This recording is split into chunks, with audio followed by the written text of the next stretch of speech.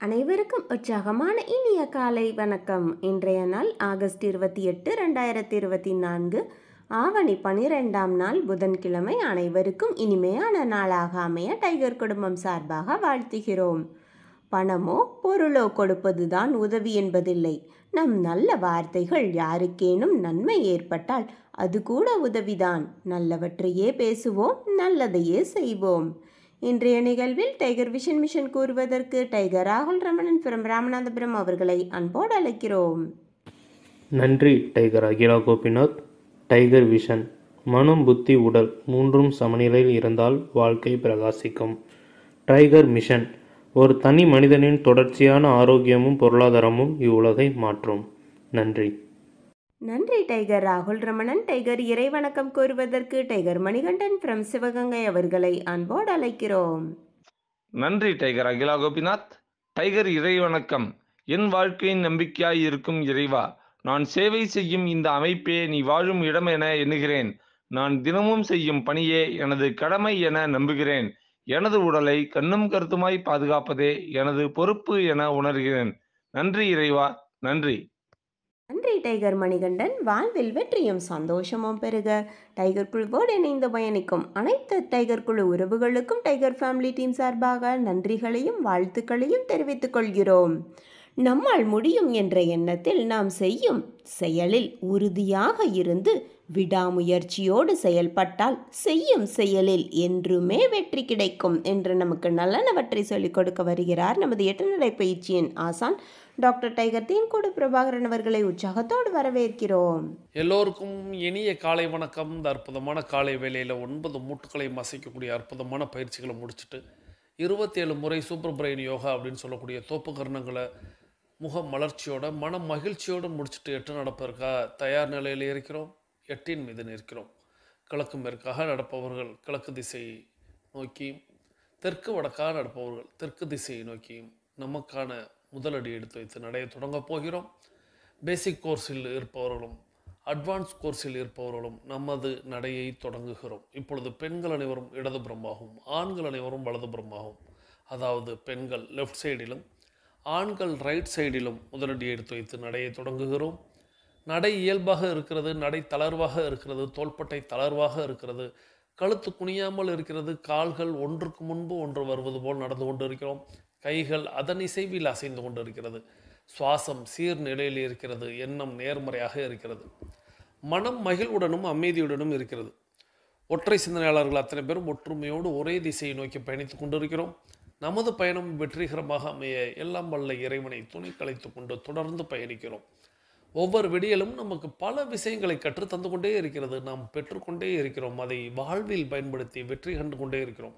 அவ்வாறாக இன்றைய விடியலும் நமக்கு பல விஷயங்களை கற்றுத்தரப் போகிறது. நாம் பெற்றுக்கொள்ளப் போகிறோம். அதை வாழ்வில் பயன்படுத்தி வெற்றி காணப் போகிறோம். ஒவ்வொரு நாளும் நமது நடையை தொடங்கும் போது, நமது செயல்களை தொடங்கும் போது, நமது நிகழ்வுகளை தொடங்கும் போது, நமது பயிற்சிகளை தொடங்கும் போது, நமது முயற்சிகளை தொடங்கும் போது நாம் முதலில் செய்ய வேண்டியது நமது தாயை வணங்க வேண்டும், நமது தந்தையை வணங்க வேண்டும், நமது குருமார்களை வணங்க வேண்டும், நமது இயற்கையை, நமது இறைவனை, நமது பிரபஞ்சத்தை வணங்க வேண்டும், நமது இஷ்ட தெய்வங்களை வணங்க வேண்டும், நமது மூதாதையர்கள், நமது முன்னோர்களை வணங்கி வழிபட்டு அவர்களுக்கு நன்றி கூறி அவர்களிடம் அருளாசி பெற்று நமது பயிற்சிகளை, முயற்சிகளை, நிகழ்வுகளை, செயல்களை அனைத்தையும் தொடங்க வேண்டும்.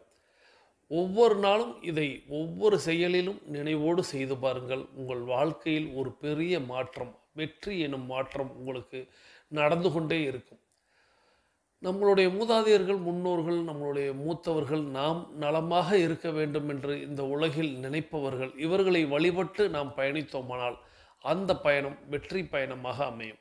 ஒவ்வொரு நாளும் அவர்களுக்கு நாம் நன்றி கடன் செலுத்தக்கூடிய, ஏன்னா நன்றி சொல்லணும் அப்படிங்கிறது டைகர் கிளப்பில் முதன்மையான பாடம். நம்மை இணைத்து வைத்தவர்களுக்காகட்டும், நாம் இணைத்து வைத்தவர்களுக்காகட்டும்னு நம்ம ஒவ்வொரு நாளும் நன்றி சொல்ல பழக்கும். நமக்கு திருக்குறளை படைத்து சென்றவருக்கும், நம்ம திருவள்ளுவருக்கும் நன்றி சொல்லுவோம். கதைகளை வழங்கியவர்களுக்கும் நன்றி சொல்லுவோம். யார் எந்த செயலை செய்தாலும் நன்றி சொல்லணும் அப்படிங்கிறத நாம் ஒரு பழக்கமாகவே, இது நம்மளுடைய டைகர் கிளப்பில் மட்டும் இல்லை, தமிழர்களுக்கே உரிய ஒரு அற்புதமான ஒரு பாணி அப்படின்னு நம்மளுக்கு தெரியும். ஒரு பழக்கம் அப்படிங்கிறது, அதில் நாம் நல்லா இருக்கணும் அப்படின்னு நினைக்கக்கூடியவங்க தான் நான் அந்த சொன்ன பட்டியல். இந்த பட்டியலில் நீங்கள் கூடுதலாக இன்னும் எத்தனை பேரை இணைக்க முடியுமோ இணைத்து கொள்ளலாம்.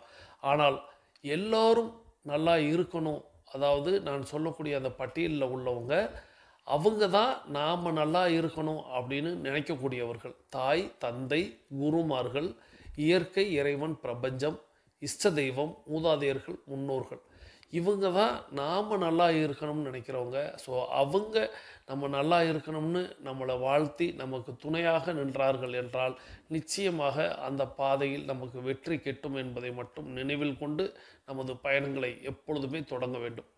வெதுவெதுப்பான நீர் பருகி பயிற்சிகளை தொடங்கி இருக்க வேண்டும். நமக்கு அருகில் எப்பொழுதுமே குடிநீர் இருக்கும்படியாக பார்த்து கொள்ள வேண்டும். உள்ளங்கைகளை மடக்கி பார்த்திருக்க வேண்டும். விரலின் நகங்களின் வண்ணங்களை பார்த்திருக்க வேண்டும். சுவாசத்தை சோதித்து பார்த்திருக்க வேண்டும். நம்ம இணைத்து வைத்தவர்களுக்கும் நாம் இணைத்து வைத்தவர்களுக்கும் நன்றிகளையும் வாழ்த்துக்களையும் ஆசிகளையும் வழங்கியிருக்க வேண்டும். அவர்கள் அவர்களது குடும்பம் மகிழ்ச்சியோடும் ஆரோக்கியத்தோடும் செல்வ வளங்களோடும் இருக்க வேண்டும். அவர்கள் எண்ணியதெல்லாம் நடக்க வேண்டும். அவர்கள் கேட்டதெல்லாம் கிடைக்க வேண்டும். அவர்களுடைய பொருளாதார நிலை உயர்ந்து கொண்டே இருக்க வேண்டும். அவர்களுடைய தொழிலிலும் அவர்களுடைய பணியிலும் அவர்கள் வளர்ச்சி பாதையில் வெற்றி பாதையில் பயணிக்க வேண்டும். அவர்களுடைய குடும்பத்தில் அனைவரும் ஆரோக்கியத்தோடும் ஆனந்தத்தோடும் இருக்க வேண்டும் என்று நாம் அவர்களுக்காக வேண்டிக் கொள்ள வேண்டும். அவர்களுக்கு நன்றிகளையும் வாழ்த்துக்களையும் ஆசிகளையும் வழங்கி கொண்டு தொடர்ந்து நமது மனதில் சில பல கேள்விகளை எழுப்பணும்னு ஒவ்வொரு நாளும் நினைவூட்டும். அவ்வாறாக நாம் எதற்காக இப்பொழுது 8 நடை பயிற்சியை மேற்கொள்கிறோம், நாம் எதற்காக டைகர் குழுமத்தில் இணைந்து பயணித்து கொண்டிருக்கிறோம், நாம் நமது இலக்கை நோக்கித்தான் பயணிக்கிறோமா? இந்த 3 கேள்விகளை, இந்த முத்தான 3 கேள்விகள், முக்கிய 3 கேள்விகள், இதை நம்ம கேட்காம நமது பயிற்சிகளை நாம் தொடங்கக்கூடாது. ஆக அவ்வளோ ஒரு முக்கியமான கேள்வி. இன்னும் பல்வேறு கேள்விகள் நமது மனதில் எழும்பும். இருப்பினும் இந்த முக்கிய கேள்விகளை நமது மனதில் எழுப்பி அதற்கான விடையை நாமே பெற்றுக்கொண்டு பயணிக்க வேண்டும். இதை நினைவூட்டல்கள் அப்படின்னு வரிசையாக சொல்லிக்கொண்டே போகலாம். இருப்பினும் நமக்கு நேரம் அப்படிங்கிறது ரொம்ப குறைவானது போல ஆகிவிட்டது. ஏன்னா முதல் பகுதியிலேயே நம்ம பேசிக் கோர்ஸ் அப்படின்ட்டு 21 நிமிடங்களை கொண்டு வருகிறோம். ஆக நம்ம நேரடியாகவே நிகழ்வுக்குள்ளே போயிடலாம். தொடர்ந்து நம்ம 1302வது நாளில் நம்ம பயணிச்சுக்கிட்டு இருக்கோம். இதை நான் அன்றைக்கே குறிப்பிட்டிருந்தேன். ஒரு குறிப்பிட்ட நாட்களுக்கு நான் 1ஆம் தேதி வரைய இந்த நாட்களை குறிப்பிடலாம் அப்படின்னு சொல்லியிருந்தேன். ஏன்னா பெருவாரியான நபர்களுக்கு நேற்றே நம்ம அதை பற்றி கொஞ்சம் விளக்கமாக விரிவாக பார்த்தோம். இருப்பினும் 1300 நாட்களா அப்படின்னு எல்லாரும் ஒரு பிரமிப்போடு பார்க்குறாங்க. ஆனால் டைகர் கிளப்பில் இருக்கிறவங்க 1,00,000 நாட்களை நம்ம தொடரணும் அப்படின்னு சொல்கிறாங்க. இதுதான் 2 பேருக்கும் உள்ள வித்தியாசம் அப்படின்னு நான் நினைக்கிறேன். வெளியில் உள்ள நபர்களுக்கும் உள்ள நபர்களுக்கும் உள்ள வித்தியாசம். உள்ளே உள்ளவர்களுக்கு ஆரம்ப கட்டத்தில் இது எத்தனை நாட்களுக்கு அப்படின்னு தோன்றி இருக்கலாம். ஆனால் நம்ம தொடர்ந்து பயணிப்பதை பார்த்து நிச்சயமாக லட்சக்கணக்கான நாட்களையும் டைகர் கிளப் அப்படிங்கிறது தொடர்ந்து பயணிக்கும் அப்படிங்கிறது உறுதியாக இன்றைக்கி நம்ம எல்லாருமே நம்புகிறோம். ஆனால் வெளிநபர்களுக்கு 1300 அப்படிங்கிறது, ஏன்னா இன்றைக்கி இந்த தொடர்ச்சியான ஒரு விஷயம் அப்படின்னா திரைப்படங்களோடு ஒப்பிட்டு கொள்ளலாம். திரைப்படங்கள் அப்படிங்கிறது முன்னெல்லாம் 100 நாட்கள் 200 நாட்கள் அப்படின்னு ஓடும் பொழுது அது பெரிய வெற்றியாக சாதனையாக கொண்டாடப்பட்டது. அதுவே அப்படியே சுருங்கி இன்றைக்கி ஒரு வாரம் ஓடுனாலே வெற்றி திரைப்படம் அப்படின்னு வெற்றியை கொண்டாடுறாங்க. இதை நம்ம எல்லாருமே பார்க்குறோம்.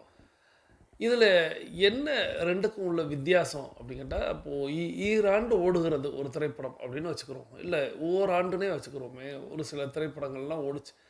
ஓராண்டு ஓடியது அப்படின்னா பார்த்த நபர்களே பார்ப்பார்களா அப்படின்னா, அது ஒரு நபர் ஒரு திரைப்படத்தை அதிகபட்சமாக ஒரு பெரிய வெற்றி திரைப்படம்னே வச்சுக்கிறோமே, உங்களுக்கு எந்த வெற்றி திரைப்படம் மனக்கண்ணில் ஓடுனாலும் பரவாயில்ல, அதை எத்தனை முறை பார்த்து விட முடியும்? ஒரு அதிகபட்சமாக 10-15 முறை, அதற்கு மேலே முடியாது. ஆனால் அது எப்படி ஓராண்டு ஓடியது, எப்படி ஈராண்டு தெரியல, ஓராண்டு வெற்றி படங்கள்லாம் எனக்கு நினைவுக்கு வருகிறது. அப்படின்னா ஒரு நபர் இன்னொரு நபரிடத்தில் கூறி இந்த திரைப்படம் சிறப்பாக இருக்கிறது, இதில் வரக்கூடிய கதை அற்புதமாக இருக்கிறது அப்படின்னு ஏதோ ஒன்று சொல்லி அந்த திரைப்படத்தை மக்கள் பார்க்க வந்தார்கள். எல்லா கிராமத்தில் இருந்தும் எல்லா குக்கிராமத்தில் இருந்தும் அந்த நகரத்தை நோக்கி நகர்ந்து வந்தார்கள். அதனால் அந்த திரைப்படம் அப்படிங்கிறது 365 நாட்கள் அப்படிங்கிறது எட்டியது. ஆனால் இன்றைக்கி அப்படிங்கிறது ஒரு 7 நாட்களில் வெற்றி திரைப்படமாக கொண்டாடப்படுகிறது. இது எதை வைத்து குறிப்பிடுகிறார்கள் அப்படின்னா, ஓராண்டு ஓடிய திரைப்படம், ஒரு உதாரணத்திற்காக சொல்கிறேன், ஓராண்டு ஓடியக்கூடிய ஒரு திரைப்படம் ஒரு 20 கோடியை சம்பாதிக்கிறது அப்படின்னா, ஒரு வாரத்தில் ஓடக்கூடிய இந்த திரைப்படம் 20 கோடியை சம்பாதிக்கிறது. ஆகையால் இது வந்து வெற்றி திரைப்படம். அப்போது வந்து நம்ம நேரத்தையும் காலத்தையும் வந்து தேவையில்லாமல் செலவழிச்சிருக்கோம். இப்போது 20 கோடி அப்படிங்கிறது ஒரு வாரத்திலேயே கிடைத்து விடுகிறதுன்னு கருதுகிறாரு. ஆனால் திரைப்படத்தின் நோக்கம் அப்படிங்கிறது முன்னெல்லாம் மக்களை மாற்றுவது, மக்களை திருத்துவது, மக்களுக்கு ஏற்புடையதை சொல்வது, மக்களுக்கு யோசனையை சொல்வது அப்படின்னு இருந்தது. ஆனால் இன்னைக்கு திரைப்படம் அப்படிங்கிறது அது துறையே வந்து நாம் பார்த்தது போல் பணத்தை மையமாக மட்டும் வைத்து 20 கோடியை ஒரு வாரத்தில் சம்பாரிச்சிட்டோம்னா அடுத்த திரைப்படத்தை நோக்கி பயணிக்கலாம் அப்படின்னு போகிறாங்க. அதனால் இன்றைக்கி வர்ற படங்களில் கருத்து இருக்கிறதா, கதை இருக்கிறதா, ஏற்புடையதாக இருக்கிறதா, அதெல்லாம் இல்லை. ஒரே வாரத்தில் சம்பாதிக்கணும். அந்த சம்பாத்தியத்துக்கும் அரசாங்கம் வந்து ஒரு காலகட்டத்தில் இந்த அதாவது ரசிகர் ஷோ அப்படின்னு சொல்லக்கூடிய அந்த காட்சிகள், ரசிகர்களுடைய காட்சிகளுக்கு கட்டணம் அப்படிங்கிறது அதிகப்படியாக இருக்கிறது. ஒரு வாரம் 10 நாளைக்கு அவர்கள் வந்து அதிக வசூல் செய்கிறார்கள் அப்படிங்கிறதுக்காக ஒரு அரசாங்கம் வந்து முதல் 3 நாட்கள் மட்டும் நீங்கள் எவ்வளவு வேண்டுமானாலும் கட்டணம் நிர்ணயித்து கொள்ளலாம், அதுக்கப்புறம் அரசு நிர்ணயித்தது தான் இருக்கணும் அப்படின்னு ஒரு சட்டம் மாதிரி கொண்டு வந்தாங்க. அப்போது ஏற்றப்பட்டது இந்த 1000 ரூபாய் 2000 ரூபாய் அப்படி.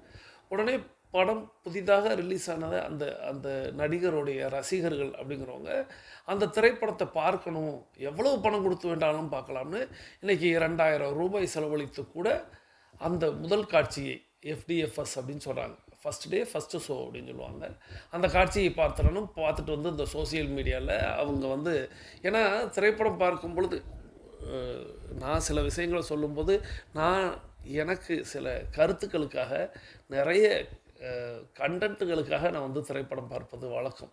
அப்படி பார்க்கும் பொழுது நான் படத்துக்கு போகிறதும் யாருக்கும் தெரியாது, போயிட்டு வந்தாலும் யாருக்கும் தெரியாது. நல்ல திரைப்படங்கள் வந்து எனக்கு தோன்றியது அப்படின்னா தான் உங்களோடைய நான் பகிர்ந்து கொள்வேன். ஆகையால் பொதுவாகவே என்னுடைய நண்பர்கள் என்னோடு இருப்பவர்களுக்கு கூட நான் எப்பொழுது திரைப்படத்திற்கு போகிறேன் பார்க்கிறேன் அப்படிங்கிறதெல்லாம் தெரியவே வராது.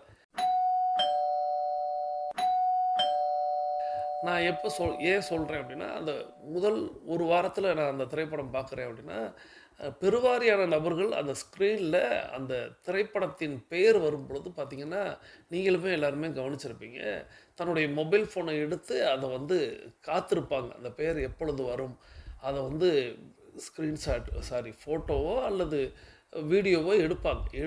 எதுக்கு எடுக்கிறாங்க அப்படின்னா, அவங்க தான் இந்த திரைப்படத்திற்கு வந்ததாகவும் இந்த திரைப்படத்தை முதல் நாளிலேயே பார்த்து விட்டதாகவும் அவர்களுடைய நண்பர்கள் வட்டங்களில் தெரியப்படுத்தணும் அப்படிங்கிற மாதிரி இந்த விளம்பர யுகம் அப்படிங்கிற ஒரு விஷயத்துக்குள்ளே இன்றைக்கி ரசிகர்கள் அப்படிங்கிறது சிக்கி இருக்கிறது. நீங்கள் ஒவ்வொரு நாளும் நீங்கள் யாராவது அந்த ஒரு வாரத்துக்குள்ளே திரைப்படம் பார்க்கக்கூடிய வாய்ப்பு எப்போயாவது கிடச்சிச்சு நீங்கள் போனீங்கன்னா இதை கவனிங்க, எல்லா ரசிகர்களும் என்ன செய்கிறாங்க அப்படின்ட்டு.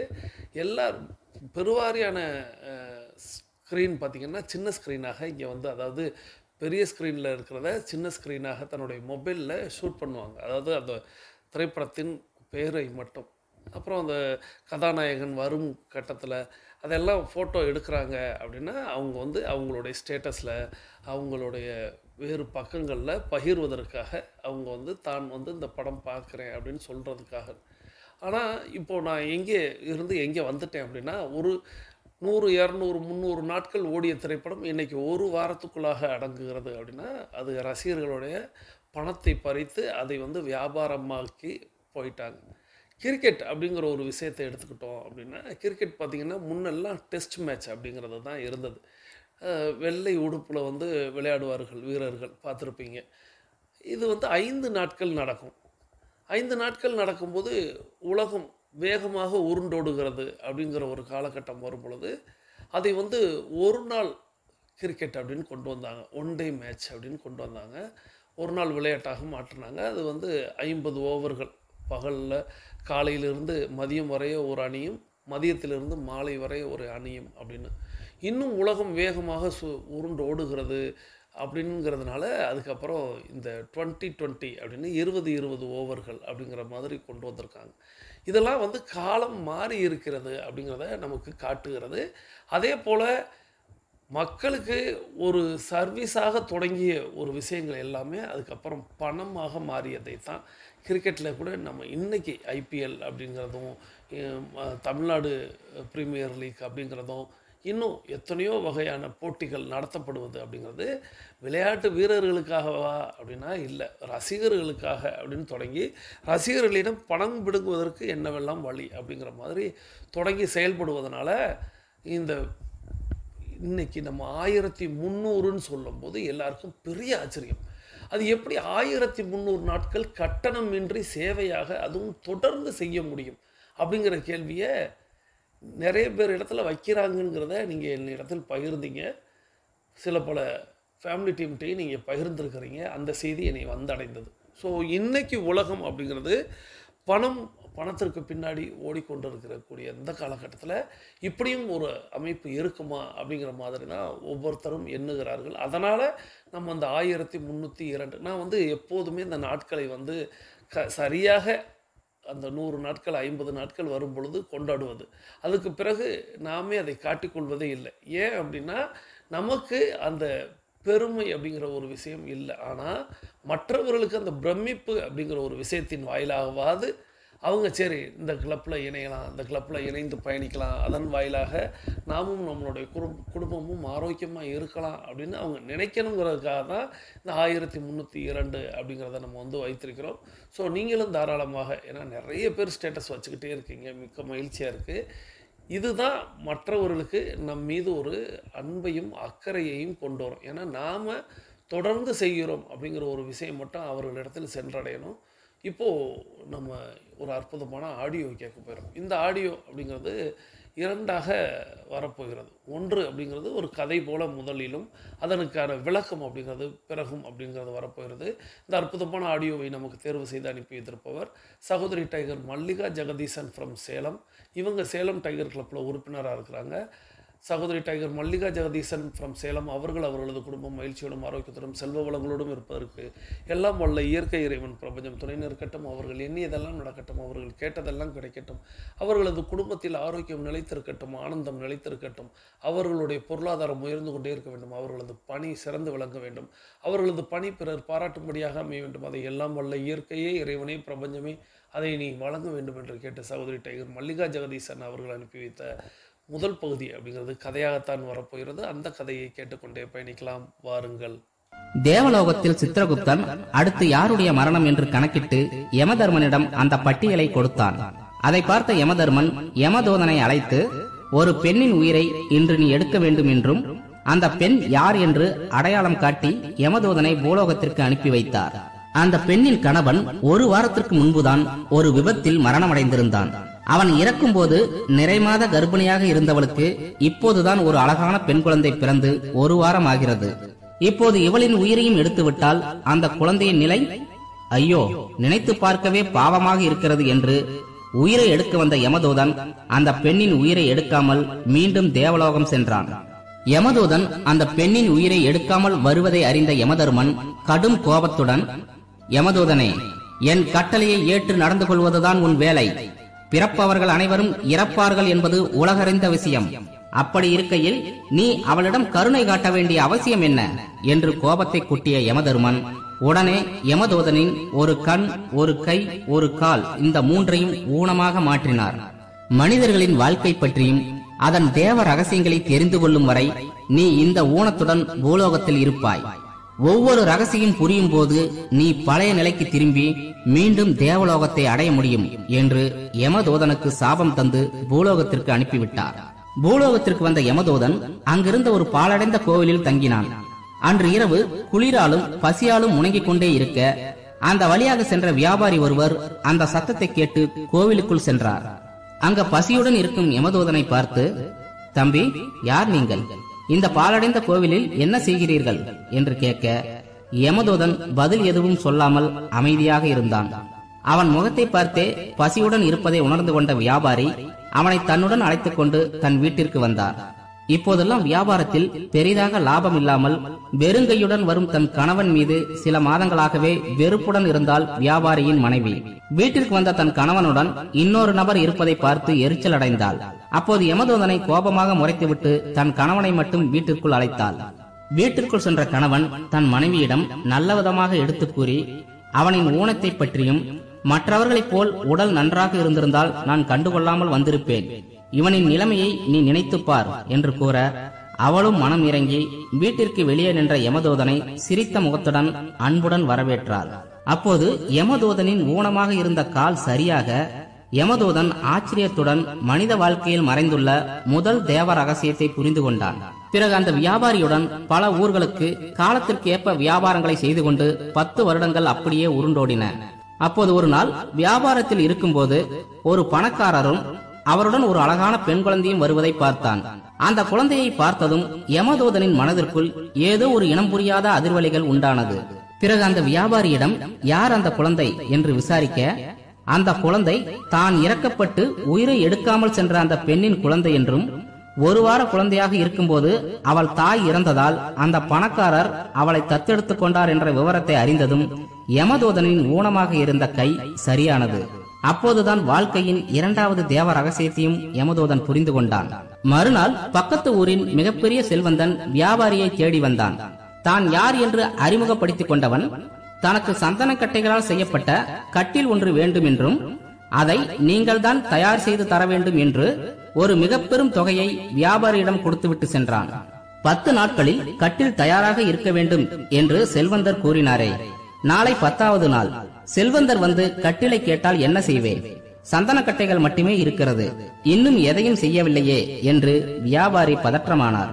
ஆனால் யமதூதன் அமைதியாக அந்த வியாபாரியிடம், ஐயா, நீங்கள் கட்டில் செய்ய வேண்டாம், அந்த சந்தன கட்டைகளை எரியூட்டுவதற்கு தயாராக வைத்திருங்கள் என்று கூற, வியாபாரியோ எதுவும் புரியாமல் முழித்தார். சிறிது நேரத்தில் அந்த செல்வந்தனின் உதவியாளர் வந்து, ஐயா, சந்தன கட்டில் செய்ய வேண்டாம், அந்த சந்தன கட்டைகளை கொடுங்கள், பணக்காரர் இன்று காலை இறந்து விட்டார் என்று அந்த செல்வந்தனை எரிக்க சந்தன கட்டைகளை வாங்கி கொண்டு சென்றான். அதை பார்த்ததும் யமதூதனின் ஊனமாக இருந்த கண்ணும் சரியானது. வாழ்க்கையின் 3வது தேவ ரகசியத்தையும் தெரிந்து கொண்டு தேவலோகத்திற்கு புறப்பட தயாரானான்.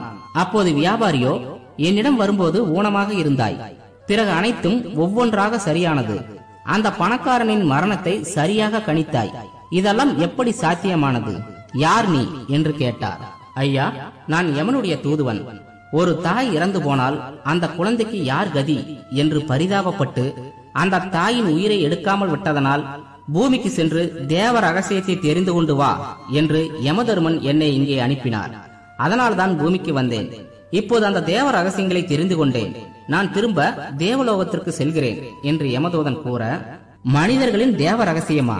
அப்படியென்றால் நன்றி. இந்த அற்புதமான ஆடியோவை நமக்கு தேர்வு செய்து அனுப்பி வைத்த சகோதரி tiger Mallika Jagadeesan from Salem tiger club உறுப்பினர். அவர்களது குடும்ப முயற்சியோடும் ஆரோக்கியத்தோடும் செல்வ வளங்களோடும் இருப்பதற்கு எல்லாம் வல்ல இயற்கை இறைவன் பிரபஞ்சத்தை வேண்டிக்கிட்டு, நீங்களும் உங்களுடைய வாழ்த்து மலைகளை நான் முதல் சொல்லலை, செஞ்சுருக்கீங்களான்னு பார்க்குறதுக்காகவே நான் சொன்னேன். ஆனால் செஞ்சுருப்பீங்கிற நம்பிக்கையோடு, ஒருவேளை செய்ய மறந்தவர்கள் சகோதரி டைகர் மல்லிகா ஜெகதீசன் அவர்களை வாழ்த்தி, இப்போ வாங்க நம்மளுடைய 21 நிமிடம் அப்படிங்கிறது நிறைவுக்கு வருகிறது. பேசிக் கோர்ஸில் இருக்கக்கூடியவங்களுக்கும் அட்வான்ஸ் கோர்ஸில் இருக்கக்கூடியவங்களுக்கு 21 நிமிடம் அப்படிங்கிறது அதிமுக்கியமான தருணம் என்பதை நாம் எல்லாருமே அறிவோம். ஸோ இப்போ நம்ம தொடங்கின திசைக்கு வந்துடலாம்.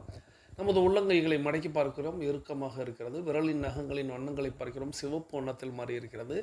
சுவாசத்தை சோதித்து பார்க்கிறோம். 2வது நாசிலும் சுவாசம் வரக்கூடிய அந்த வேளையில் நமக்கு அருகில் இருக்கக்கூடிய குடிநீரை எடுத்து நிறுத்தி நிதானித்து ரசித்து ருசித்து பருகிக் கொள்கிறோம். தண்ணீர் பருகுதல் என்பது ஒரு கலை என்பதை நாம் அறிவோம். தண்ணீர் பருகும் பொழுது நமது கவனத்தை நீரில் வைப்போம், நீரின் தன்மையில் வைப்போம், நீரின் சுவையில் வைப்போம். நீர் உள் இறங்குவதை உள்ளார்ந்து கவனிப்போம். நீரிலேயே நமது பயணத்தையும் கொண்டு செல்லலாம். அதாவது நீரிலேயே நமது பயணத்தை கொண்டு செல்லலாம் அப்படின்னா, இப்போ நீர் நம்மளுடைய வாய்ப்பகுதியில் இருக்குது அப்படின்னா, நம்மளுடைய எண்ணமும் நம்மளுடைய கவனமும் அந்த வாய்ப்பகுதியில் இருக்கணும். நீர் தொண்டை பகுதியில் இறங்குது அப்படின்னா, அப்படியே தொண்டையில் நம்மளுடைய எண்ணமும் கவனமும் இருக்கணும். நீர் அப்படியே அது உணவு குழாய் வழியாக அது பயணிக்கிறது அப்படின்னா, அப்படியே நம்ம அப்படியே உள்ளார்ந்து போனோம் அப்படின்னா, அந்த நீரின் தன்மையோடு, அந்த நீரின் குளுமையோடு, அந்த நீரின் சுவையோடு நம்ம பயணிக்க முடியும். இப்படித்தான் நீரோடு நாம் பயணிப்பது. இதே போல் உணவோடு பயணிக்கணும், காற்றோடு பயணிக்கணும். நம்ம நிறைய விஷயங்கள் பார்த்துக்கிட்டே தான் வருவோம். அந்த வகையில் அந்த வரிசையில் இன்றைக்கி நீரை பற்றி நாம் அறிந்து கொண்டோம். நீர் பருகி இருப்பீங்கன்னு நான் நம்புகிறேன். நீர் பருகி முடித்தவங்க இப்போது உங்களுடைய மொபைல் ஃபோனை கையில் எடுத்துக்கிறோங்க. இன்றைக்கி நம்மளுடைய கருத்தை பதிவிட போகிறோம். இன்றைக்கி நம்மளுடைய கருத்தாக முதல் கருத்து அப்படின்னு நேற்றைக்கு வந்து ஒரு விஷயம் சொல்லியிருந்தேன். என்ன அப்படின்னா 301வது நாள் அல்லவா, 1301வது நாள்.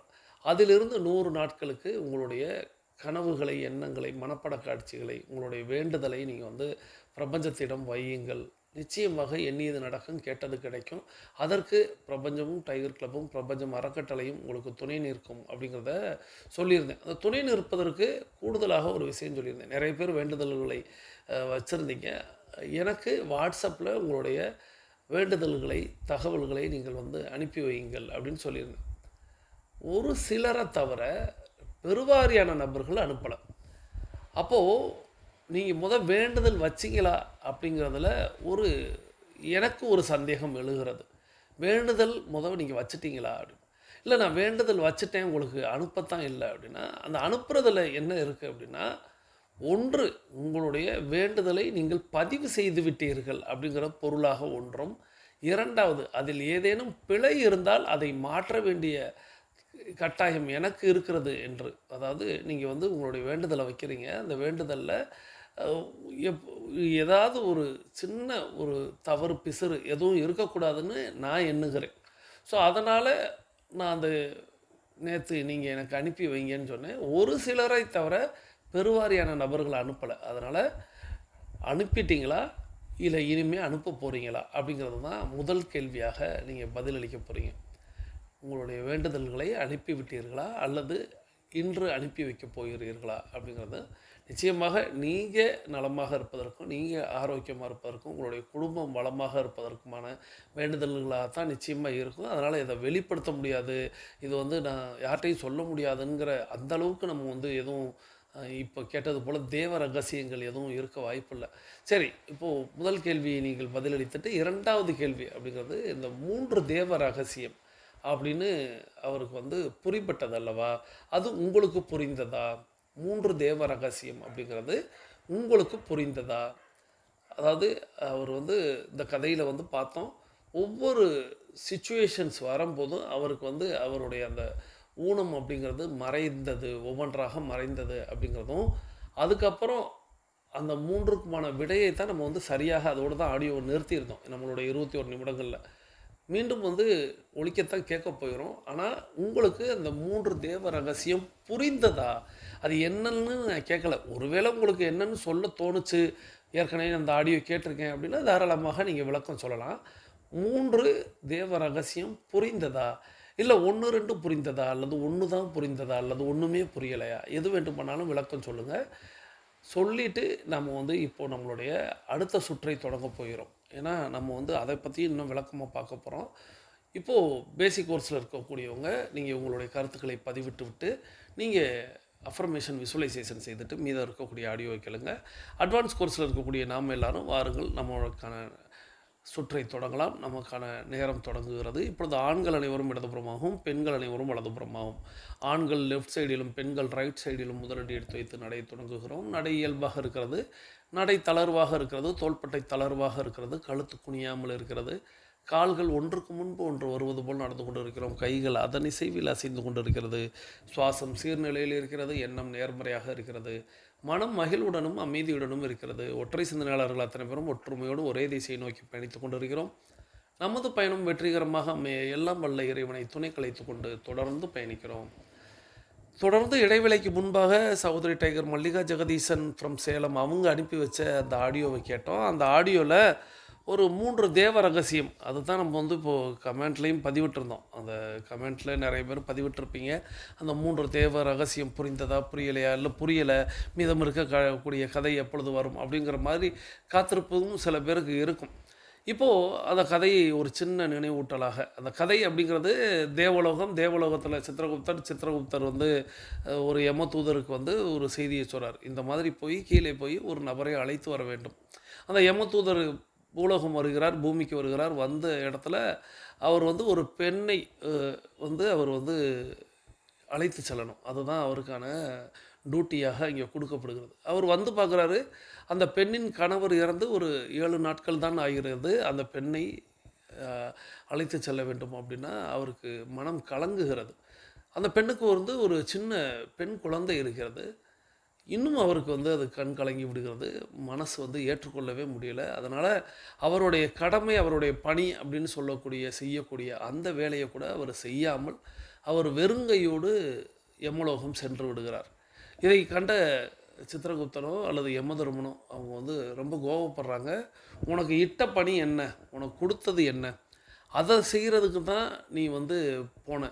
நீ வந்து வேலையில் வந்து நீ வந்து இந்த பாவம் புண்ணியம்லாம் பார்க்கக்கூடாது. நாம் நம்மளுடைய வேலையை செய்யணும். பிறப்புன்னு ஒன்று இருந்தால் இறப்புன்னு ஒன்று இருக்கும், அது உனக்கு தெரியும் தானே அப்படின்னு சொல்லும்போது அவர் விளக்கம் சொல்கிறாரு. என்னங்க, ஒரு வாரம் தான் ஆகிறது, அதுக்கப்புறம் பாவம் அந்த பெண் குழந்தை என்ன ஆகும், தவிக்கும் அப்படின்னு அவர் சொல்கிறாரு. மற்றவற்றையெல்லாம் கடவுள் பார்த்து கொள்கிறார், நீ ஏன் அதை பற்றி கவலைப்படுற அப்படிங்கிற மாதிரி சொல்லி உனக்கு பனிஷ்மெண்ட்டு அப்படின்னு சொல்லிட்டாங்க. ஏன்னா செய்த கடமையை அவர் செய்யலை. ஸோ கடமைக்கு செய்யாதனால உனக்கு வந்து தண்டனை காலம் அப்படின்னு சொல்கிறாங்க. மீண்டும் நீ பூலோகம் போ, ஆனால் உனக்கு வந்து ஒரு கால், ஒரு கை, ஒரு கண் அப்படிங்கிறது இருக்காது, அதாவது விளங்காது அப்படிங்கிற மாதிரி ஊனமாக அவரை அனுப்பி விடுகிறார்கள். ஸோ இப்போ வந்து அவர் வந்து ஒரு இடத்துல இருக்கிறாரு. ஒரு பாழடைந்த கோவிலில் அவர் வந்து முனங்களோடு ஒரு சத்தத்தோடு அவர் வந்து இருக்கிறார். ஏன்னா பாவம் பசி, பூலோகம் வந்துட்டால் மனிதருக்கு கூடிய அந்த அற்புதமான நோய் அப்படின்னு சொல்லக்கூடிய அந்த பசி வந்துடும் அல்லவா. அந்த பசியோடு அவர் முணங்கி கொண்டிருக்கிறாரு. அந்த வழியாக ஒரு வியாபாரி வருகிறார். வந்தவருக்கு இவரை பார்த்துட்டு ரொம்ப ஆச்சரியம். எப்படி ஒரு சைடு கண்ணு, கை, கால் இதெல்லாம் இல்லாமல் இருக்கக்கூடிய ஒரு நபரை பார்த்துட்டு ஏன் இப்படி அப்படின்னு கேட்டால் இவர் பேசலை, எதுவுமே சொல்லலை. சரிவா, நான் என் வீட்டுக்கு உன்னை அழைச்சிட்டு போகிறேன் அப்படின்னு சொல்லி அவர் ஒரு மனிதாபிமானத்தோடு அவரை வந்து அழைத்துட்டு போகிறாரு. அழைத்துட்டு போன வேளையில் வியாபாரியோடைய மனைவிக்கு வந்து சரியாக வியாபாரம் நடக்காதனால ஒரு கோபம் அப்படிங்கிறது இருந்து கொண்டே இருக்கிறது. அதே வேளையில் இப்படி ஒரு ஊனமுற்றவரை வந்து அழைத்துட்டு வந்திருக்கிறாரு அப்படிங்கிற மாதிரி இந்த இடத்துல நான் வந்து கதையில் அவர் ஊனமுற்றவர்னு சொன்னதுனால நானுமே அப்படியே சொல்லிட்டு வரேன். இந்த இடத்துல நான் வந்து அதை மாற்றிக்கொள்ளணும் அப்படின்னு நினைக்கிறேன். மாற்றுத்திறனாளி அப்படின்னு தான் சொல்லணும் அப்படின்னு சொல்லுவாங்க. ஸோ நாம் இப்போலேருந்து அந்த மாற்றுத்திறனாளி அப்படின்னே நம்ம மாற்றிக்கொள்ளலாம். ஸோ இப்போது அந்த பெண் வந்து கடுமையாக கோபப்படுகிறாள். என்ன அப்படின்னா, ஏற்கனவே இங்கே வந்து கஷ்டமாக இருக்குது, பணம் இல்லை, வியாபாரம் சரியில்லை, தொழில் நல்லா இல்லை, இதில் இவரை வேற நீ அழைச்சிட்டு வந்திருக்கிற அப்படின்னு சொல்கிறாங்க. அப்போது அவர் சொல்கிறாரு, பாருப்பா அவருடைய பரிதாப நிலையை பாரு, அவருக்கு வேறு யார் என்ன பண்ணுவாங்க அப்படின்னு சொல்லும்போது மனைவிக்கு சட்டென்று மனம் மாறுகிறது. மனம் மாறி சரி வாப்பா உள்ள வா அப்படின்னு அழைக்கிறா. அழைச்ச வினாடி அவருக்கு கால் வந்து ஒரு கால் சரியாயிடு. இந்த இடத்துல ஒரு தேவலோக ரகசியம் அப்படிங்கிறது அவருக்கு புரிபடுகிறதாக அந்த இடத்துல கதையை சொல்லுவாங்க. அடுத்ததாக ஒரு 10 ஆண்டுகள் அப்படிங்கிறது கழிகிறது. அவர் வந்து ஒரு கை, ஒரு கண் இல்லாமல் அவரோடு பயணிக்கிறார். 10 ஆண்டு காலம் கழித்து அந்த வியாபார இடத்தில் வந்து ஒரு செல்வந்தரும் ஒரு சிறுமியும் வருவதை பார்க்குறாங்க. அப்படி அந்த சிறுமியை பார்க்கும்போது இவருக்கு மெய் சிலிர்க்கிறது. ஏன்னா ஏதோ ஒன்று அவருக்கு பிடிபடுகிறது. அப்படியே அவர் யோசிக்கிறாரு. இப்போது அவர் வந்து சென்ற பிறகு அந்த வியாபார இடத்தில் அந்த நபர் கேட்குறாரு, அந்த மாற்றுத்திறனாளி, அந்த பெண் யார், அந்த செல்வந்தர் யார், எனக்கு அவங்கள பார்க்கவும் ஒரு மாதிரி இருக்குது அப்படின்னு சொல்லும்போது அவர் சொல்கிறாரு, இந்த மாதிரி இந்த பெண் அப்படிங்கிறவங்க தன்னுடைய தந்தையை இழந்த ஒரு 7 நாட்களில் தாயையும் இழந்தால் ஒரு 10 ஆண்டுகளுக்கு முன்பாக. அந்த தாயை இழந்த பிறகு இந்த குழந்தை அப்படிங்கிறது தெய்வ குழந்தையாக மாறியது. இந்த தெய்வ குழந்தையை நம்ம இந்த செல்வந்தர் வந்து தத்தெடுத்தார் அப்படின்னு சொல்லும்போது அவருக்கு ஒரு விஷயம் பிடிபடுகிறது. உடனே அவருக்கு ஒரு கை சரியாகிறது. 2வது தேவ ரகசியம் அப்படிங்கிற ஒரு விஷயம் அவருக்கு பிடிபடுகிறது. தொடர்ந்து மறுநாள் வந்து ஒரு செல்வந்தர் வராரு. அவர் வந்து சந்தன மரங்களோடு அந்த வியாபார இடத்தில் வந்து தனக்கு ஒரு சந்தன மர கட்டில் வேண்டும், 10 நாட்களில் தயாரியுங்கள் அப்படின்ட்டு சொல்லிட்டு போயிடுறாரு.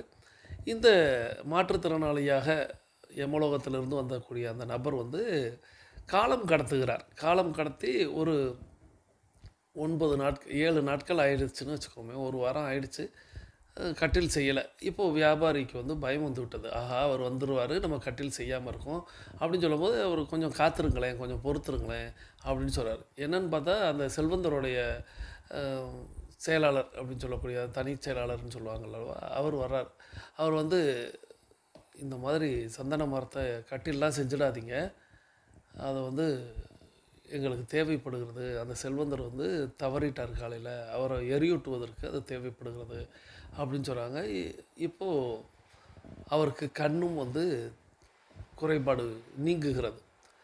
ஏன்னா 3வது தேவ ரகசியமும் அவருக்கு அந்த இடத்துல புரிஞ்சிடுது. இப்போது அந்த வியாபாரிக்கு பெரிய ஆச்சரியம். நீ வரும்போது நீ வந்து மாற்றுத்திறனாளியாக வந்துட்டு இப்போ பார்த்தா இந்த 10 ஆண்டுகளில் உனக்கு எல்லாமே சரியாயிடுச்சு, என்ன தான் நடந்துச்சு அப்படின்னு சொல்லும்போது, அவர் வந்து இந்த மாதிரி 3 தேவ ரகசியம் எனக்கு பிடிபட்டதுன்னு சொல்கிறார். இப்போது எனக்கு ஒன்றும் புரியலையே, அது என்னது அப்படின்னு அவர் சொல்லும் பொழுது, அதற்கான விளக்கம் அப்படிங்கிறது இப்போது நம்ம அந்த ஆடியோவை நம்ம கேட்க போகிறோம். இப்போது மீதம் இருக்கக்கூடிய அந்த ஆடியோவை கேட்டுக்கொண்டே பயணிக்கலாம், வாருங்கள். மனிதர்களின் தேவ ரகசியமா? அப்படியென்றால் என்ன, எனக்கும் கொஞ்சம் கூறுங்கள் என்று வியாபாரி கேட்க, முதல் நாள் என்னை உன் வீட்டிற்கு அழைத்து சென்ற போது உன் மனைவி என்னை கோபமாக பார்த்தாள் அல்லவா? அப்போது அவள் முகத்தில் தரித்திர தேவி தெரிந்தது. 10வது நிமிடம் என்னை சாப்பிடவா என்று கூப்பிடும்போது அந்த முகத்தில் அன்னை மகாலட்சுமி தெரிந்தார். அப்போது இந்த உலகத்தில் ஒருவன் பணக்காரனாக இருப்பதற்கும் ஏழையாக இருப்பதற்கும் அவனுடைய எண்ணங்கள் தான் காரணம் என்று தெரிந்து கொண்டேன். ஒருவனின் வாழ்க்கையில் தரித்திரம் போய் மகாலட்சுமி வருவதற்கு 10 நிமிடங்கள் தான் தேவை என்றும் தெரிந்து கொண்டேன். அது எப்போது எப்படி வேண்டுமானாலும் நடக்கலாம் என்றும் தெரிந்து கொண்டேன். இது நான் உணர்ந்த முதல் தேவ ரகசியம். 10 வருடம் கழித்து ஒரு செல்வந்தன் ஒருவருடன் ஒரு பெண் குழந்தை வந்தாள் அல்லவா? அதுதான் நான் இதன் அம்மா இறந்து விட்டால் யார் பார்த்துக் கொள்வார்கள் என்று நினைத்த குழந்தை. நிஜமான தாய் வறுமையில் தவித்துக் கொண்டிருந்தாள். ஆனால் அவள் இறந்தாலும் அந்த குழந்தையை பாதுகாக்க அன்பான வசதி படைத்த ஒரு செல்வந்தனை இறைவன் தயாராக வைத்திருக்கிறான். ஒரு யமதூதனாகிய எனக்கே அந்த குழந்தையின் மீது கருணை இருக்கும் போது இறைவனுக்கு இருக்காதா? அவன் அதுக்கு ஒரு மாற்று வழி வைத்துக் கொண்டுதான் அந்த உயிரை எடுப்பான். இது நான் உணர்ந்த 2வது தேவ ரகசியம் என்று யமதூதன் கூறினான். 3 நாட்களில் சாகப் போகிறவன் இன்னும் 20 வருடங்கள் நான் உயிரோடு இருக்கப் போகிறேன் என்று நினைத்துக் கொண்டு விலை உயர்ந்த சந்தனக்கட்டில் செய்யும்படி உங்களிடம் ஒரு செல்வந்தன் பணம் தந்தான் அல்லவா? ஆனால் எனக்கு தெரியும் அவன் 3 நாட்களில் சாகப் போகிறான் என்று. அதனால்தான் உங்களுக்கு கட்டில் செய்ய உதவி செய்யாமல் காலம் தாழ்த்தினேன். உண்மையில் இந்த மக்கள் இந்த உலகத்தில் ஏதோ 100 வருடங்கள் 200 வருடங்கள் வாழ்ந்து விடுவதைப் போல நினைத்துக் கொண்டு மனதை குழப்பிக் கொண்டிருக்கிறார்கள். மரணம் எப்போது வேண்டுமானாலும் வரலாம். நேற்று இருந்தவன் இன்று இல்லை, நாளை இருப்பவன் மறுநாள் இல்லாமல் போகலாம். இதுதான் இந்த கலியுகத்தின் யதார்த்தமான உண்மை. அது தெரியாமல் ஒவ்வொருவரும் நான் மட்டும் அதிக நாட்கள் இருப்பேன் என்றும் மற்றவன் தான் செத்துக் கொண்டிருக்கிறான் என்று நினைக்கிறான் அல்லவா? அதுதான் நான் உணர்ந்த 3வது தேவ ரகசியம். ஒவ்வொருவரும் எதிர்காலத்தை நினைத்து தேவையில்லாமல் பயப்படுவதால் தான் உலகமே நிம்மதியில்லாமல் இருக்கிறது. உண்மையில் நாம் அடுத்த நாள் இருப்பது நம் கையில் இல்லை என்ற மனநிலையுடன் வாழ்ந்தால் மட்டுமே நிம்மதியை நிறைவாக அனுபவிக்க முடியும். உங்களுக்கு புரியும்படி அந்த 3 தேவ ரகசியங்களை கூறுகிறேன். முதலாவது, ஏழையாக இருப்பதும் பணக்காரனாக இருப்பதும் நம்முடைய எண்ணங்கள் தான் முடிவு செய்கின்றன. 2வது, எது நடந்ததோ அதற்கு கடவுள் ஒரு மாற்று வழி வைத்திருப்பார். மனிதனின் மனதில் உள்ள அகங்காரத்தாலும் அறியாமையினாலும் அவர்களால் அதை புரிந்து கொள்ள முடிவதில்லை. 3வது, எந்த நேரத்திலும் ஒருவனுக்கு மரணம் வரலாம். இது தெரியாமல் மனிதர்கள் தான் என்ற அகந்தையுடன் அடித்துக் கொண்டிருக்கிறார்கள். இந்த அறியாமைதான் உலகில் உள்ள துக்கங்களுக்கெல்லாம் முதல் மூல காரணம். இவைதான் அந்த 3 தேவ ரகசியங்கள் என்று கூறிவிட்டு யமதூதன் அங்கிருந்து மாயமானான். எனவே நாமும் இந்த தேவ ரகசியங்களை புரிந்து கொண்டு வாழ பழகிவிட்டால் நம் உடலில் உயிர் இருக்கும் வரை நிம்மதியாக நிச்சயம் வாழ முடியும். நன்றி. தொடர்ந்து அந்த ஆடியோ கேட்கவும் நிறைய பேருக்கு அந்த தேவ ரகசியம் அப்படிங்கிறது பிடிச்சிருக்கும் இல்லையா? இவ்வளவுதான் வாழ்க்கைங்கிறது, அவ்வளவுதான் அப்படிங்கிறத அந்த யம தூதர்கிட்ட இருந்து நம்ம கற்றுக்கொண்டோம் அப்படிங்கிற மாதிரி தான் அந்த கதை வந்து முடிவடைந்தது. அவர் சொன்ன அந்த 3 விஷயத்தை நான் எவ்வளோ ஷார்ட்டாக சொல்ல முடியுமோ அவ்வளோ சொல்கிறேன். முதல்ல அவருக்கு வந்து எப்போ அவருடைய கால் ஊனம் சரியாகிறது அப்படின்னா, அந்த வியாபாரியின் மனைவி முதல்ல கோபம் கொள்கிறாள். அந்த கோபம் கொள்ளும்போது தரித்திர தேவதை அவர் வந்து முகத்தில் பார்த்தேன் அப்படின்னு சொல்கிறார். கோபம் கொள்ளும் பொழுது தரித்திரம் அப்படின்னு அந்த வார்த்தையை சொல்லுவோம் அல்லவா, அது ஏற்படுகிறது அப்படிங்கிறத நம்ம புரிந்து கொள்ளணும். அப்புறம் அவர் வந்து எடுத்து சொல்கிறாரு, விளக்கம் சொல்கிறாரு, அந்த நபரை பாரு அப்படின்னு சொல்லவும் அவங்களுக்குள்ள ஆஹா இப்படிப்பட்ட நபரை நம்ம வந்து இப்படி சொல்லிட்டோமேன்னு சிரித்த முகத்தோடு அவங்க வந்து அவரை அழைக்கிறார். வாங்கப்பா உள்ளே வாங்க அப்படின்னு அழைக்கும் பொழுது அந்த இடத்துல அன்னலட்சுமியை நான், அதாவது அன்னலட்சுமின்னு சொல்லலாம் அல்லது அதிர்ஷ்ட தேவதை அப்படின்னு கூட சொல்லலாம், அவங்களுடைய முகத்தில் பார்த்தேன் அப்படின்னு. ஸோ அந்த இடத்துல அவருக்கு ஒரு விஷயம் புரியப்படுகிறது. அதாவது தரித்திரமாக இருக்கக்கூடிய விஷயத்தை கூட நம்ம அதிர்ஷ்டமாக மாற்ற முடியும், லட்சுமி கடாட்சரமாக நம்மளால் மாற்ற முடியும் அப்படின்னா அதுக்கு ரொம்பலாம் அவர் 10 நிமிடம் சொன்னார். என்னைய கேட்டால் 10 நிமிடம்லாம் இல்லை, ஒரு வினாடியிலேயே மாறும், எதுவும் மாறும். ஸோ அதனால் நாம் வந்து இதுதான் வாழ்க்கை அப்படின்னு எப்போதுமே இருக்கக்கூடாது. நம்மளால் ஒரு வினாடியில் கூட ஒரு விஷயத்தை மாற்ற முடியும், அதுவும் நம்மளுடைய எண்ணத்தின் வாயிலாக மாற்ற முடியும். அந்த எண்ணம் தான் ஒருத்தனை ஏழையாகவும் பணக்காரனாகவும் வைத்திருக்கிறது அப்படிங்கிறத நான் புரிந்து கொண்டேன். ஸோ நம்மளுடைய எண்ணம் சரியாக இருந்தால் போதும், நாம் எண்ணக்கூடியது நடந்தேறும் அப்படிங்கிறத மட்டும் நம்ம புரிந்து கொண்டால் போதும், நிச்சயமாக நமக்கு நல்லது நடக்கும் அப்படிங்கிற அந்த ஒரு தேவ ரகசியத்தை நான் புரிஞ்சுக்கிட்டேன்னு சொல்லும்போது அவருடைய ஊனம் அப்படிங்கிறது ஒன்று குறைகிறது. இந்த இடத்துல மாற்றுத்திறனாளி அவருக்கு வந்து ஒவ்வொரு உறுப்புகளாக சொன்னாங்க, அதனால் நம்ம வந்து மாற்றுத்திறனாளிங்கிற ஒரு வார்த்தையை சொல்கிறோம். ஆனால் ஊனம்ங்கிற ஒரு வார்த்தை அப்படிங்கிறது உறுப்புகள் அற்றவர்களுக்கு மட்டுமல்ல, மூளை அப்படிங்கிறது ஒன்று செயல்படலை, பொறாமை அப்படிங்கிறது, கோபம் அப்படிங்கிறது, பயம் அப்படிங்கிறது, அந்த துன்பம் இந்த மாதிரியான எண்ணங்களில் சிக்கியவர்களும் ஊனமானவர்கள் தான். ஸோ அதனால் அந்த ஊனம் நீங்கியதாக நாம் புரிந்து கொள்ள வேண்டும். ஸோ அவர் முதல் விஷயம் புரிஞ்சுக்கிட்டாரு, எதுவும் நம்ம நினச்சோம்னா மாற்ற முடியும் அப்படிங்கிறதும், அதுக்கு பல ஆண்டுகள்லாம் எடுத்துக்கொள்ள தேவையில்லை, ஒரு நொடியிலேயே அது நடந்தேறும் அப்படிங்கிற அந்த ஒரு தேவ ரகசியத்தை தெரிஞ்சுக்கிட்டேன். தரித்திர தேவதையை அதிர்ஷ்ட தேவதையாக மாற்ற முடியும் அப்படிங்கிறத தெரிந்து கொண்டேன் அப்படின்னு முதல் விஷயம் சொல்கிறார். அதற்கு பிறகு அந்த குழந்தையை கண்டு அந்த குழந்தை யாருன்னு தெரிஞ்சுக்கிட்டதுக்கப்புறம் தேவ ரகசியம் இரண்டாவது பிடிபடுகிறது. என்ன அப்படின்னா, நாம் என்ன எண்ணிக்கொள்கிறோம் அப்படின்னா, ஒரு சூழல் ஏற்பட்டுருச்சு, ஒரு பிரச்சனை நடந்துருச்சு அப்படின்னா அத்தோடு அது முடிஞ்சிடும்னு நினைக்கிறோம். அதுக்கு பின்னாடி இன்னும் வேறு எது வேண்டுமானாலும் இந்த கதையில் ஏற்பட்டது போல் அந்த குழந்தை தன்னுடைய தாய் தந்தையரோடு வளர்ந்திருந்தால், நிறைய பேர் நான் தெய்வ குழந்தைகளை பார்க்கும்போதெல்லாம் நான் அதான் பார்ப்பேன், நிறைய குழந்தைகள் தன்னுடைய தாய் தந்தையரை இழந்து இருக்கும் பொழுது சில குடும்பங்களில் சில நபர்களை பார்க்கும்போது அந்த தந்தை வந்து ஒரு குடிகாரராக, அந்த குழந்தைகளுக்கு ஒரு நிம்மதியே இல்லாமல் தாயை எந்நேரமும் அடித்து கொண்டிருக்கக்கூடிய இப்படிலாம் இருக்கக்கூடிய குடும்பங்களை பார்க்கும்போது அந்த குழந்தை எவ்வளோ ஏக்கத்தோடு ஒவ்வொரு நாளும் எவ்வளோ பயத்தோடு அது தூங்க செல்லும். ஆனால் இந்த தெய்வ குழந்தைகள் நிம்மதியாக இருக்கிறார்கள் அப்படின்னு எனக்கு மனசுக்குள்ளே தோணும். ஆனால் அவங்களுக்குள்ள 1000 காயம் இருக்கும், 1000 வலி இருக்கும், அந்த தாய் தந்தையருடைய பாசம்லாம் தேவைப்படும். நான் வந்து ஒப்பீட்டுக்காக அந்த கதையோடு நான் யோசிக்கும் பொழுது நானும் அப்படி சிந்திப்பது உண்டு. அப்படி அந்த குழந்தைக்கு நிச்சயமாக ஒரு நல் வழியை வந்து இயற்கை, இறைவன், பிரபஞ்சம் காட்டுவாங்க. ஸோ நாம் தான் அதை வந்து புரிந்து கொள்ளாமல் அதோடு துவண்டு விடுகிறோம் அப்படிங்கிற ஒரு விஷயத்த கடவுள் நிச்சயமாக மாற்று வழியை, இயற்கை காலம் அப்படிங்கிறது நிச்சயமாக எல்லாருக்கும் ஒரு நல் வழியை காட்டும் அப்படிங்கிறத நாம் மறந்து விடுகிறோம் அப்படிங்கிறத அந்த இரண்டாவது தேவ ரகசியம் நமக்கு புரிய வைத்தது. அப்படிங்கிறதோட மூன்றாவது தேவ ரகசியம் அப்படின்னு, ஒரு நாளில் எல்லாருக்குமே வாழ்க்கை அப்படிங்கிறது முடிவடைய போயிடுது. ஆனால் அதை புரியாமல் தெரியாமல் ஒவ்வொருத்தவங்களும் ஆடி தீர்க்கிறாங்க அப்படின்னு ஒரு தேவ ரகசியத்தை சொன்னார். ஏதோ தனக்கு மட்டும்தான் இந்த வாழ்க்கை, மற்றவர்களுக்கெல்லாம் இல்லைங்கிற மாதிரி எல்லாரும் புரிந்து கொள்கிறார்கள். இந்த உலகம் படைக்கப்பட்டது அப்படிங்கிறது, இந்த உயிர்கள் படைக்கப்பட்டது அப்படிங்கிறது எல்லாருமே ஆனந்தமாக இருப்பதற்கு. இந்த ஆனந்தமாக இருக்கக்கூடியவர்கள் எல்லா நாளும் நம்ம அப்படியே இருந்து விடுவோம்னு எண்ணுகிறார்களே தவிர ஆனால் செயல்பட மாட்டேங்கிறார்கள் அப்படிங்கிறத தான் நான் எடுத்துக்கொள்கிறேன். ஸோ எல்லாருக்கும் எண்ணம் வாழ்க்கை முழுவதும் நம்ம வந்து ஆயுள் முழுவதும் வாழ வேண்டும் என்று ஆசைப்படுகிறார்கள். ஆனால் அதற்கு ஆரோக்கியமாக இருக்க வேண்டும் என்பதை மறந்து விடுகிறார்கள் அப்படிங்கிறத கூடுதல் புள்ளியாக இந்த இடத்துல நான் பதிவிடணும் அப்படின்னு நான் நினைக்கிறேன். ஏன் அப்படின்னா எல்லாரிடத்திலுமே பார்த்திங்கன்னா எல்லாருக்கும் ஆயுள் அப்படிங்கிறது முழுமையாக தேவைப்படுகிறது.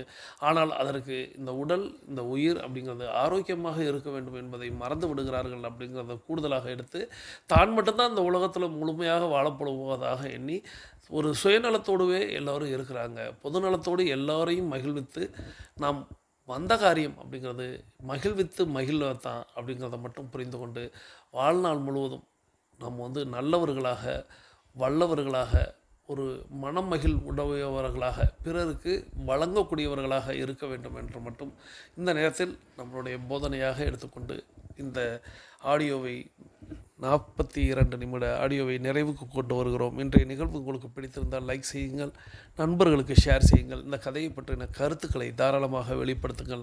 இந்த கதைக்குரிய அந்த அன்பருக்கு நமது மானசீக நன்றிகளை தெரிவித்துக் கொண்டு இந்த கதையை நமக்கு தேர்வு செய்து அனுப்பி வைத்த சகோதரி டைகர் மல்லிகா ஜெகதீசன் ஃப்ரம் சேலம் அவர்களது குடும்பம் மகிழ்ச்சியோடு இருப்பதற்கு வாழ்த்தி நாம் எல்லாரும் தொடங்கின திசைக்கு வந்து விடுகிறோம். தொடர்ந்து உங்களுடைய நண்பர்கள், உறவினர்களை டைகர் குழுமத்தில் இணைத்து வைக்கணும் அப்படிங்கிற ஒரு சங்கல்பத்தோடு ஒவ்வொரு நாளும் நாளை தொடங்கள். இந்த நாள் உங்களுக்கு வெற்றி நாளாக அமையும். இன்று நம்மோடு பயணித்த அத்தனை அன்பு சகோதர சகோதரிகளுக்கும் அவர்களது குடும்பம் மகிழ்ச்சியோடும் ஆரோக்கியத்தோடும் செல்வ வளங்களோடும் இருப்பதற்கு எல்லாம் வல்ல இயற்கை இறைவன் பிரபஞ்சத்தை வேண்டி வணங்கி வாழ்த்தி மீண்டும் சந்திப்போம், கலந்து சிந்திப்போம். வாழ்க நலத்துடன், வாழ்க வளத்துடன். நன்றி.